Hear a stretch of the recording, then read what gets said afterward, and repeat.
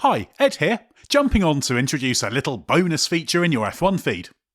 Earlier this year, the race launched and Colossally, That's History, a brand new podcast all about motor racing history presented by Richard Williams and Matt Bishop.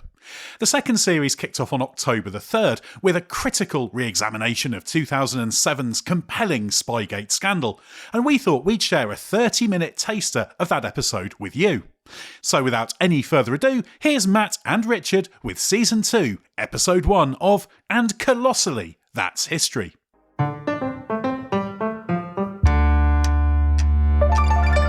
Hello, and welcome to And Colossally, That's History, the podcast that reappraises motor racing history. I'm Richard Williams. And I'm Matt Bishop. And we're back with Season 2 of the podcast. Yep, and it's great to be back, not least because we've got some incredible stories to tell across these next 10 episodes. Indeed, we have. And I should say a very, very warm welcome back to everyone who listened to Season 1 of the pod and sent us such lovely messages. As Richard says, we're delighted to be back.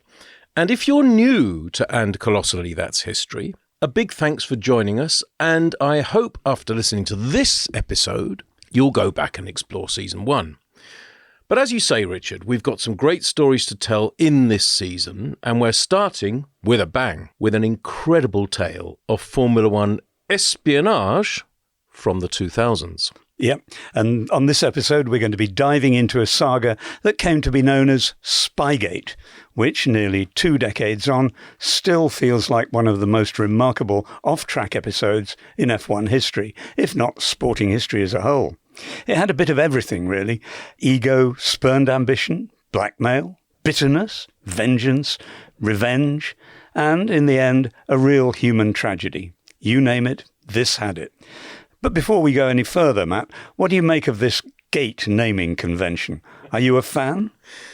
To be honest, yeah, I find it a very useful formulation. I mean, it all started with Watergate, of course. The scandal that in the end caused the downfall of President Nixon, Richard Nixon, in the early and mid-1970s. And I often think, actually, if Watergate happened now, it would be called Nixon-gate. Or Watergate Gate. But Watergate Gate is a bit of a mouthful, isn't it? But anyway, for better or for worse, this scandal did come to be known as Spygate, and is still, and it really did shake Formula One to its very core. I was the editor of F1 Racing magazine at the time, and I was therefore right in the thick of reporting it, and it was amazing, remarkable. It all centred around the transfer of confidential technical information or intellectual property, IP, between 2 engineers from F1's 2 biggest and most historic teams, Ferrari and McLaren.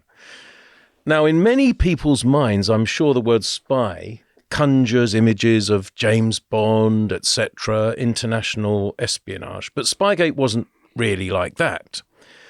As is the case with such things, the central act in the scandal was actually remarkably low-tech. I mean, almost comically so.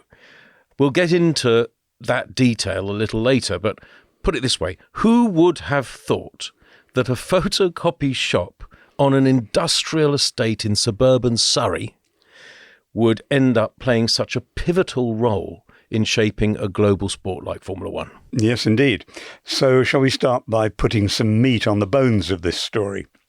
It unfolded in 2007 and involved Ferrari and McLaren, who were the 2 biggest F1 teams at the time, despite Renault having won the 2005 and 2006 titles. The 2 engineers that you mentioned, Matt, who were at the heart of the story, were Nigel Stepney, an English engineer for Ferrari, and Mike Coughlin, his friend and an engineer for McLaren. They were from the same generation. Stepney was 49 at the time and Coughlin was 48, and they'd worked together before at Lotus and Ferrari. As chief mechanic, or capomeccanico, Stepney was a key part of the Ferrari super team that won consecutive titles from 2000 to 2004, with Jean Todt, Michael Schumacher, Ross Brawn and Rory Byrne in charge of the management and design. Stepney was from the West Midlands, and he'd started work as an apprentice with Broadspeed, the tuning firm. Do you remember they used to tune Minis? I do remember indeed. Broadspeed Minis were Yep, big. Well, they were small, but they were big. Yep. Yeah. Then he joined Shadow before moving on to Lotus, where he worked with Ayrton Senna, and then to Benetton, where he first encountered Michael Schumacher. In 1994, he joined Ferrari, working in Maranello, rather curious role as the liaison man between John Barnard, who was designing the cars from an office in England, whimsically known as the GTO, in this case meaning not Gran Turismo Omologato, but Guildford Technical Office. Do you think, by the way, they knew that they were doing a pun of that kind? Yeah, they probably didn't. It probably didn't go down too well. Probably. Coughlin was at the GTO as well, working with Barnard on the new F1 Ferrari. Barnard and Coughlin were dismissed when it became obvious that trying to design a Ferrari from Guildford didn't really work. But Stepney had impressed the hierarchy in Maranello, and he stayed on to work with a new technical regime, one with which he was familiar, Ross Brawn and Rory Byrne and Tad Zapsky, all of whom he knew from his days at Benetton. And by that time, he'd sort of gone native. When I interviewed him in 1996, he told me how it had been a struggle to start with at Maranello. There was some skepticism about this English guy coming in among all the Italian mechanics, most of whom came from the villages around Maranello. Absolutely. But how he'd come to love the lifestyle, the food, the sunshine, the mountains to ski in, and not least, maybe most, the status enjoyed by Ferrari's chief mechanic. Exactly. Two of those guys, his predecessors, Giulio Borsari, who'd worked with John Surtees and Jody Scheckter, and Ermanno Cuoghi, who'd been Niki Lauda's chief mechanic, they'd already written autobiographies of their own. They were famous, and Stepney loved it, loved being their successor. He said to me, "Every bar you go into has a picture of the old man, Enzo Ferrari, on the wall. The biggest problem I have is that wherever I go, everyone wants to talk about Ferrari." And suffice it to say that he never had to pay for a round of drinks in Emilia-Romagna or probably anywhere else in Italy. I'm sure he did not, no. So he was very aware of his status, and midway through Schumacher's run of 5 championship seasons, he was promoted from chief mechanic to technical coordinator. What do you think that meant, technical coordinator? Chief mechanic and a bit more, probably. It's money. Like chief mechanics. Well, team managers are promoted to sporting director these days after a while, but their job title changes, but not much else does. I suspect that was the truth of this too. But then Ross Brawn announced in 2006 that he'd be leaving the job of technical director to take a year's sabbatical, which actually turned out to be permanent. And then Stepney must have felt that he was next in line. I bet he did, actually. I mean, we'll come to Coughlin in a bit, but I didn't really know Coughlin, but I did know Stepney and I liked him. He was incredibly hardworking. I think we should mention that. Mm-hmm. Very obviously so, actually. And I heard stories of him, he used to go to work and then he would finish work at about 5 or 6 o'clock, go home, have his dinner, and then go back to the factory and work through the evening past midnight and then go home to bed and get up in the morning and go to work again. He worked incredibly hard. But even so, although he wasn't really attuned or interested in my kind of work when I was a journalist and editor, he was always very pleasant to me. Whenever I asked for stuff like access to the Ferrari garage for an F1 Racing magazine photo shoot or whatever. And he and Ross Brawn, as you've mentioned, the Ferrari technical director, were close too, I think, which added to Nigel's gravitas within the Scuderia. Yeah, and it was a very happy and well-run team at the time. I remember watching in the pit lane, on practice days, watching Ross doing pit stop practice. The technical director, he was there with his stopwatch, timing them as they practiced doing it. And there was just a feeling of great togetherness about the whole thing. That success was not accidental. No, and by the way, while we're just ever so slightly going off topic, but it's worth mentioning, a major contributor to that esprit de corps, that team spirit, was Michael Schumacher. Yeah. And he because he very much drew everyone together, and it was that small number of very senior people, obviously Michael, John Todd, Ross Brawn, Rory Byrne, but one removed because he wasn't actually always at every race, but he was absolutely behind the design. And Nigel Stepney was part of that. Yeah, he was. So he'd been very successful there, but of course nothing lasts forever. And they lost the 2005 and 2006 titles to Fernando Alonso and Renault. Then Michael Schumacher retired and Jean Todt stepped back from the day-to-day running of the team. And that's when things began to get a little sour for Nigel at Maranello. Yeah, you could say that, yeah. Kimi Räikkönen came in to take Michael's place, and Stefano Domenicali, who's the current boss of F1, took over the running of the team from Todd as Ferrari's management structure evolved. Stepney expected, and maybe he was even promised, a key position in the team during this evolution, a more key position, perhaps. And here's a spoiler alert. He died in 2014. And in his obit for The Guardian, I wrote about his feeling of being thwarted when Mario Almondo was promoted to fill Brawn's role as technical director in 2007. That's interesting. Obviously, we'll come to his sad death later, but anyway, carry on, sorry. His pride was definitely wounded by being taken off the team that travelled to the races and basically reduced to an office job at Maranello, coordinating the race and test teams. An important job, but not one in the public eye or one that was, part of the excitement of going to the circuits and being part of what was going on. Technically, it might not have been a demotion, but it would certainly have felt like a loss of status, and undoubtedly that came to be a factor in Spygate. Yes, absolutely. If you remember, in February 2007, Stepney made a rather odd public statement to the effect that he wanted a change of career direction. I thought that was odd when I read it at the time. And later that month, Ferrari moved him to the factory-based job that you've just described.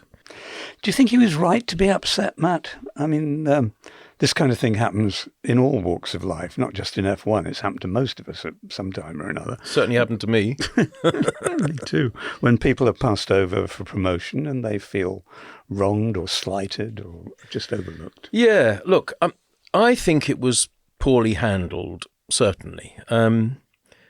I always got the feeling that, that it was a happy team in the way that you describe and the people that we have described contributing to that happiness. But I did always also get the feeling that some of the Italians at Ferrari perhaps somewhat resented Stepney's level of influence and his closeness to Brawn.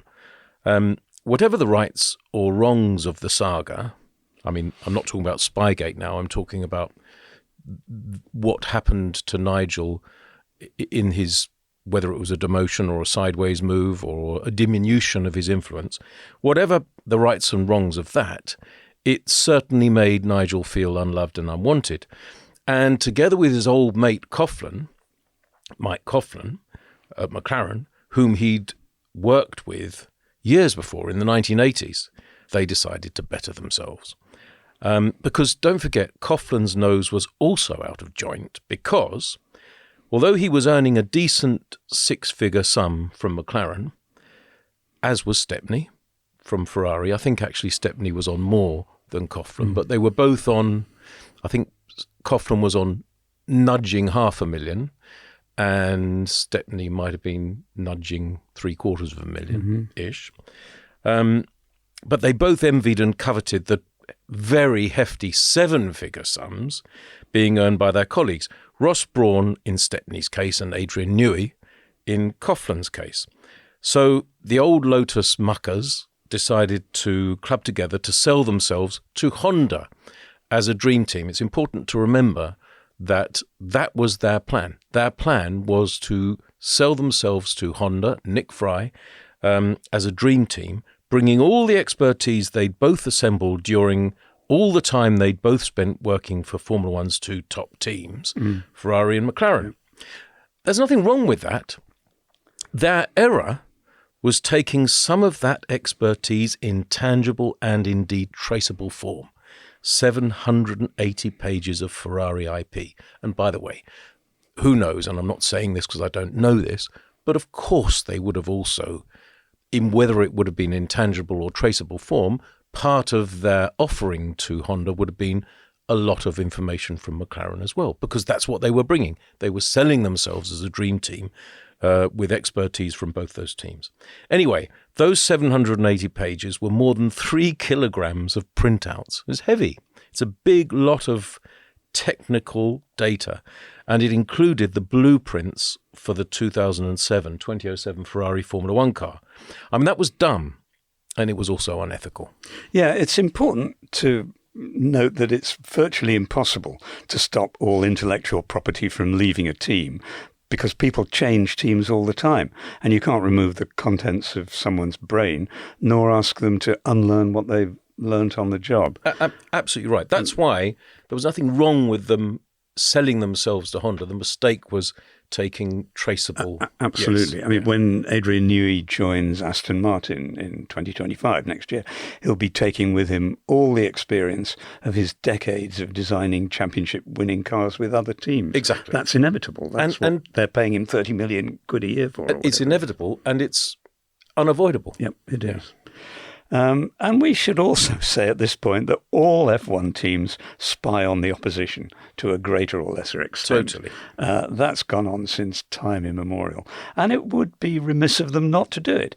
It's an open secret that all the teams employ photographers, the ones who working for agencies or freelance or magazines, to take high-definition photos of rival cars, particularly the bits that you can't easily see.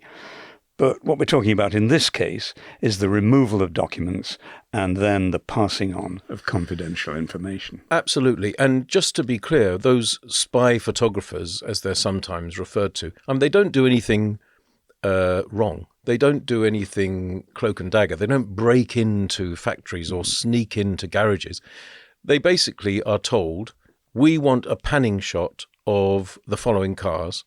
And so the photographer then goes and positions himself or herself at a corner or a straight where such a panning shot can be taken, and then takes them. Or we want a rear shot, or we want a rear shot on a straight and a rear shot on a corner to compare the position of the rear wing. And they're taking photographs from areas where photographers are designated and expected to be. And sometimes they get lucky if somebody sticks it in the wall and the car comes back on a truck and it isn't properly covered, and they get a picture of the floor or the diffuser or something. Exactly. Or even in accident damage, some of the bodyworks come off and they can take a bit. Yeah. Anyway, we've mentioned, and that brings us to the man to whom the documents were passed, Mike Coughlin of McLaren. Now, as I say, Coughlin started his F1 career with Lotus, where he met Stepney. He then worked with Stepney, actually not only at Lotus, but again at Benetton and tangentially at Ferrari, as he was part of the GTO, John Barnard's design company, when it designed cars for Ferrari, Benetton and Arrows, actually. Coughlin then became technical director of Arrows before it folded in 2002, after which he joined McLaren. And at the time of the incident being Spygate, he was chief designer. As I say, I think he always felt himself to be a bit of a poor relation at McLaren, because although he was called chief designer, Newey was always the main man. What was Newey's title? Was he technical? He wasn't technical director. Was he chief technical officer? Mm-hmm. He might have been. Chief Technical Officer is often the title that's alighted upon when you want to have someone who isn't actually saddled with, having to hire and fire engineers and give them appraisals and do job descriptions and all that kind of thing. But is the design supremo nevertheless? Yeah, because you wouldn't want, and indeed Aston Martin won't expect, and they'd be damn foolish if they were to expect, and they won't, Adrian Newey to start writing job descriptions and doing appraisals. He won't. That's not what they've hired him for. Chief Technical Officer, off the top of my head, I can't remember, but that's often the formulation. Anyway, Newey was always the main man there from a design point of view, and by a big margin. So what people might be wondering is why it was Mike that Nigel passed the documentation to. And as we've said, they knew each other from way back. Old friends was how Coughlin described them. And as you say, Matt, Coughlin too was unhappy with his status at McLaren. So we've talked about the morality of Stepney in taking the documents, but what about the morality of Coughlin in accepting them? Well, I think the fault was equal and opposite. Two sides of the same coin, if you like. Or if I'm allowed to say this, perhaps two cheeks of the same arse would be more apt. They both knew they were breaking the rules, doing something dodgy, obviously. But as I say, you have to bear in mind that Stepney and Coughlin never intended the Ferrari dossier to be used by McLaren, but by Honda. Perhaps people think I'm saying that because I went on to work for McLaren. Well, all I'm telling you is that I'm saying it because it's the case. And they did have a meeting, Coughlin and Stepney, with Nick Fry at Heathrow. We'll may or may not come to that later on, but that's what it was intended for Honda. I'm not saying anything wrong was done by Nick Fry, because he didn't know about that, but definitely Coughlin and Stepney were selling themselves as a dream team to Honda. But anyway, going back to how the story unfolded, there are a couple of other crucial characters in the story. And the first we really should talk about is a woman called Trudy Coughlin, Mike's missus. Ah, yes. Had it not been for the actions of Trudy Coughlin running an errand for her husband, Spygate might never have come to light. Probably wouldn't. It probably wouldn't. It's a very funny story. In June 2007, she popped into a local copy shop in Hersham with the dossier and asked for it to be copied and transferred to a CD. And she'd come back to pick it up the next day. Can you believe that? Unbelievable. 780 pages of Ferrari secrets.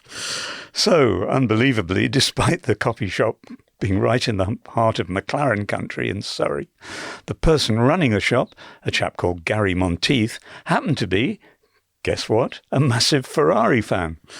You couldn't make it up. If you tried to get that into a plot of a movie, you'd be thrown out of the script conference.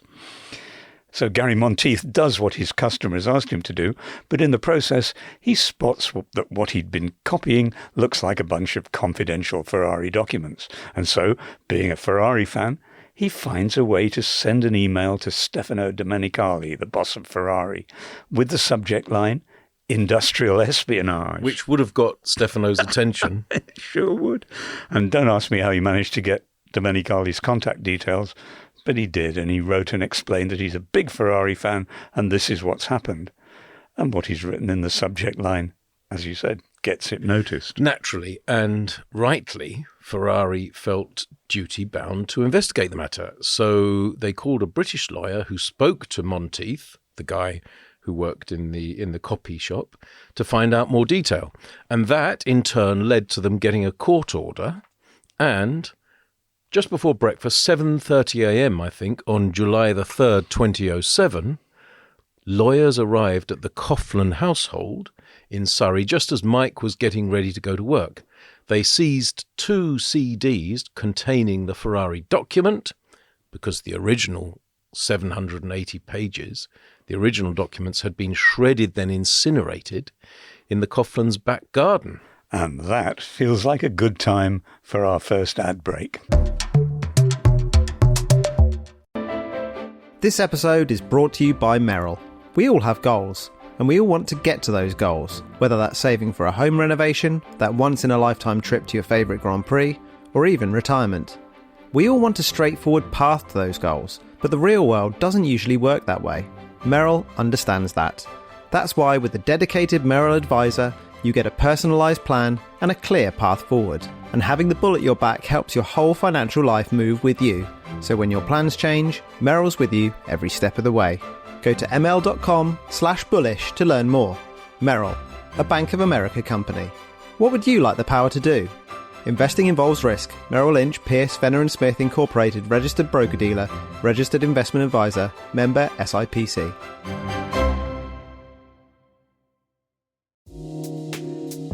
We'll get back to the pod in a moment, but first, let me tell you about Grammarly. Your time and expertise are valuable, and with professionals spending nearly half the work week on written communication, focus is one of the most important things to have at work.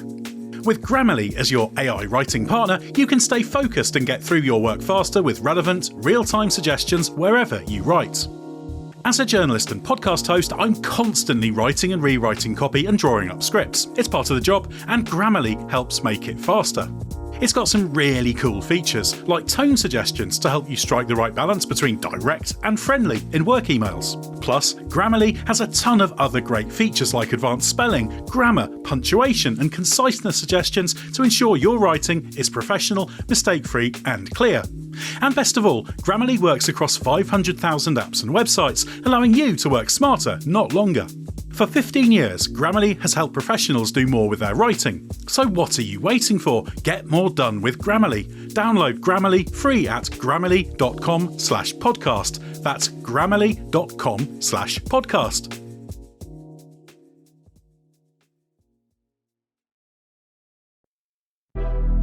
College football is back like never before. I'm David Ubben, and I host Until Saturday, the Athletics Leveled Up College Football Podcast. 3 times a week, you'll hear me and my co-hosts, fellow Athletics senior writer Chris Vanini and 2-time national champion Damian Harris, embrace the sport's new madness with you. We're also just going to have a ton of fun enjoying all the things that make college football great. Check out the brand new Until Saturday, every Monday, Wednesday, and Thursday this fall. You can find us wherever you listen to your podcasts. Now, just before the break, we mentioned lawyers going to the Coughlin household on July the 3rd, 2007. But actually, there were developments with Stepney before that, weren't there? That were tangentially, why do I keep saying tangentially? Never mind, that were tangentially connected and equally extraordinary. I'll try not to say tangentially one more time, Richard, I promise you. Well, yeah, not at all tangentially. Back in May, ahead of the Monaco Grand Prix, Stepney was accused of sabotaging his own team's cars. In a leaked police report, Ferrari staffers speak of seeing him loitering on 2 occasions near Raikkonen's and Felipe Massa's cars in Monaco before they found powder sprinkled in and around refuelling tanks and in the fuel tank, actually in the fuel tank of Raikkonen's car. Stepney's trousers were analysed and powder was found, believed to be detergent or perhaps a nutritional supplement. Not an internal combustion engine supplement, obviously. But Stepney always insisted that he'd been set up as part of a dirty tricks campaign to force him out of a team whose management he was increasingly at odds with. In any case, he was suspended, and Ferrari later decided to pursue criminal charges against him. But what do you think, Matt? Do you believe Stepney would sabotage a car, or was he set up? Well, I was just listening to you going through that little saga within a saga. Obviously, I remember it and know it, but I always, look, I'm going to use another gate formulation. I always regarded White Powdergate Yes. as a bit of amdram, a bit of amateur dramatics, really. I mean, I have no idea whether it was true or not, or if there was a grain of white powder of truth in it, or what it signified. I mean, to me, it all felt a bit too Agatha Christie, you know, and even if it were true, so what? There was never any proof that Stepney had sabotaged the Ferraris, and in my view, call me naive, but in my view, it wouldn't have been in his interests to do so. Detergents, nutritional supplements, I'll leave that to Hercule Poirot and Miss Marple, I think. Anyway, whatever. In June, it had been announced that Stepney would be the subject of a criminal inquiry conducted by, and this is now my turn to do what you do better than me, which is to drop in Italian pronunciations into things. It would be the subject of a criminal inquiry conducted by the Procuratore Distrettuale, district attorney in Modena. But Ferrari added no further detail to that announcement. And then the following month, on the very day that the lawyers raided Coughlin's house, in fact, Ferrari sacked Stepney. And what we haven't touched on yet was that all of this unfolded at a time when tensions on the racing side of things had been rising for McLaren too. Fernando Alonso had joined the team as double reigning world champion, and he looked and probably expected to be the clear number one in the team in 2007. Just to be clear, so he'd won the championship in 2005 and 2006. And 2006, exactly, yes. So as champion, his car, his McLaren, carried the number one, with the number two on the car of the British rookie Lewis Hamilton. But Lewis proved far more capable than Fernando was expecting, and maybe even better than McLaren had expected. Yeah, I think so. He was on the podium at every one of the first 5 races of 2007, and he won the 6th in Canada. And temperatures had already started rising, actually, at the previous race in Monaco, when McLaren asked Hamilton to hold station behind Alonso rather than attacking him for the win. That's right. And Alonso did win that race, in fact, didn't he? He did. Yeah. Then Lewis's win in Canada, the next race, gave him the lead in the championship. And when he won again in the USA, Fernando was very unhappy. He claimed that the team weren't siding with him as the number one, and that they were happier when Lewis won. So Ron Dennis was having to manage very carefully a delicate situation between 2 hugely ambitious, very capable drivers, one an established champion and the other a newcomer to Formula One. Yeah. So by the time of the British Grand Prix, when the Stepney firing and the Coquelin suspension were announced, Lewis was actually leading Fernando by 14 points, with the Ferrari drivers Massa and Raikkonen 17 and 22 points back, respectively. And McLaren was also comfortably ahead in the constructors' standings. What do you remember of the tensions between Lewis and Fernando and how Ron was handling it? He'd had Senna and Prost before, of course, so he knew how things could escalate between a couple of very competitive teammates. But Fernando was often saying quite incendiary things in the Spanish press, and Ron always looked quite stressed. He did, yeah. Poor old Ron. I mean, he always thought, Ron always thought he was very good at handling drivers. But, oh dear, I'd have to say this. But in fact, it was always one of his weaknesses. He'd hate hearing me say that. I hope he's not listening, but perhaps he is. Probably isn't. But you only have to ask the drivers themselves. You know, all the drivers that have driven for him, you know, generally they would agree with what I'm going to say. They respected Ron's towering ambition. Of course they did. And rightly so. And it was that quality in him that kept them coming back for more. You know, because it was Ron's insatiable desire to succeed and his tactical nous that meant that under his leadership, McLaren was almost always a team in which they could win Grand Prix and win World Championships and also earn a load of money while doing so. But managing drivers, no, Ron wasn't always great at that. He wasn't always a great empath in that way.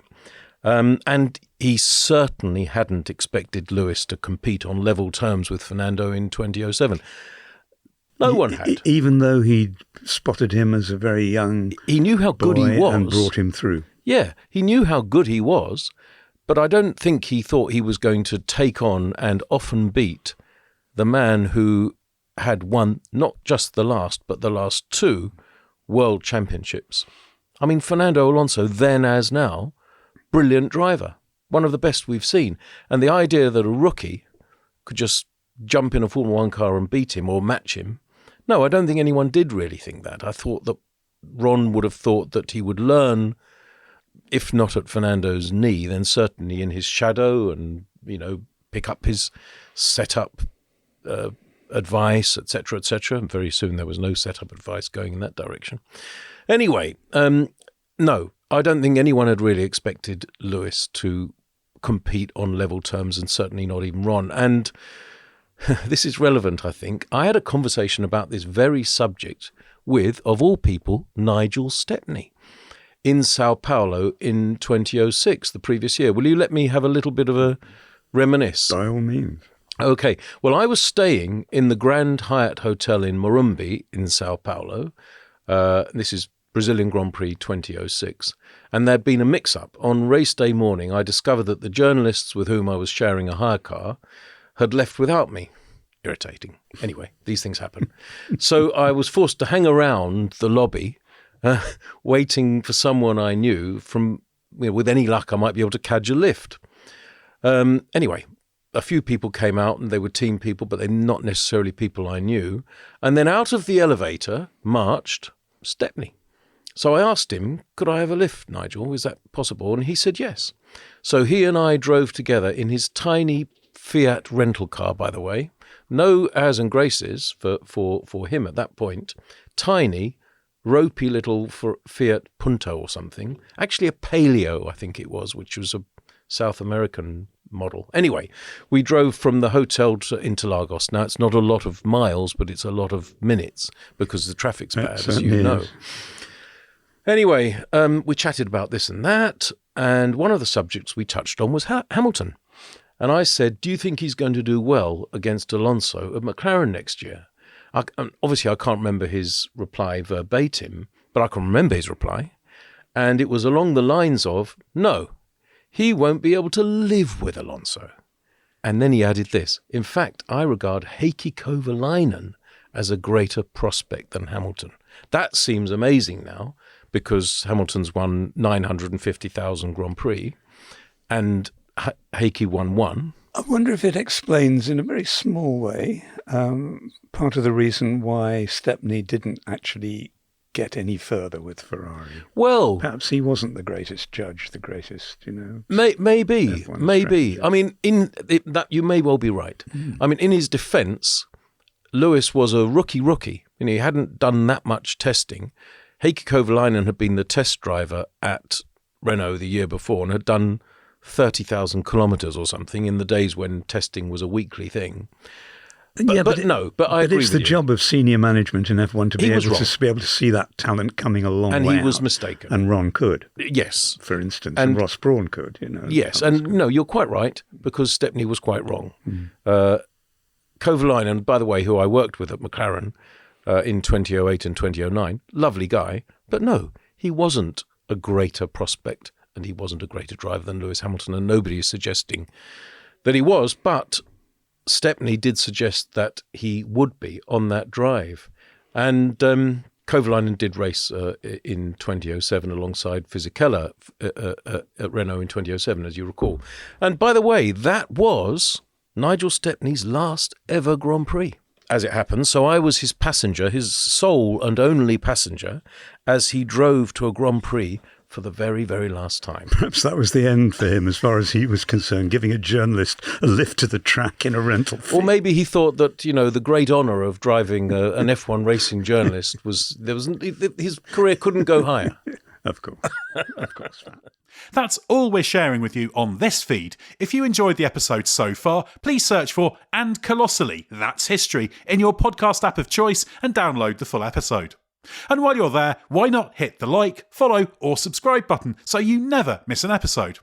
I'll be back soon with another episode of the Race F1 podcast, but until then, goodbye.